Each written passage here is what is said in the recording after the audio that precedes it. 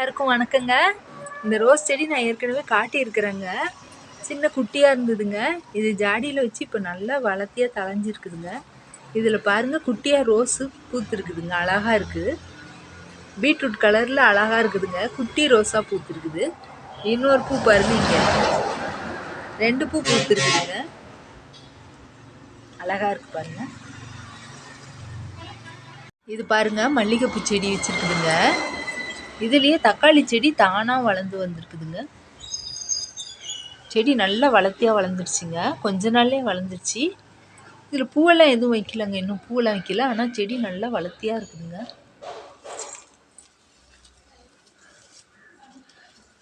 அதுலேயும் 2 செடி வந்துருக்குதுங்க. வேறு 2 செடியாக இருக்குது. பறித்து வேறு இதில் நட்டு வைக்கலான்னா இன்னும் நட்டு வைக்கலங்க.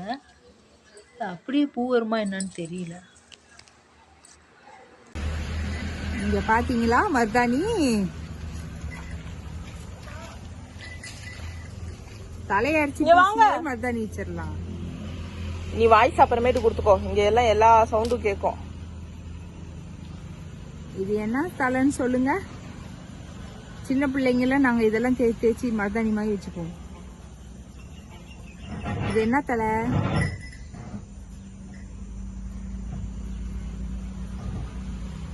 போதும். தண்ணி படாம கசக்கு. போதும்.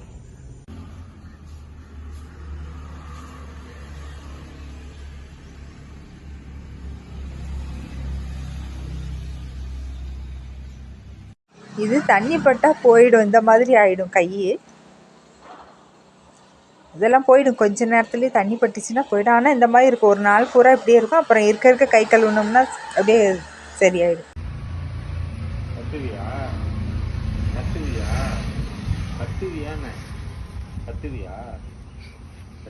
ஒரே போடு பாக்குறியா?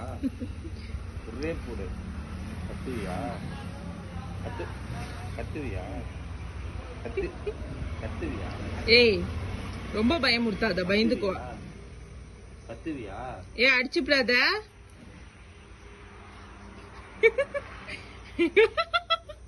பண்றத வர குழந்தை போயிட்ட. கத்துவியா? கம்முன்னு இருடா அப்படிங்கிற. கத்துவியா? சொல்லு. வாய் மூடு. இப்படியே இருக்கணும். யார் அவளா? இப்ப 2 நிமிஷத்துல கத்துவா பாரு. எங்க அவன் அங்க போயிட்டானா? என்ன இவன் போலியா?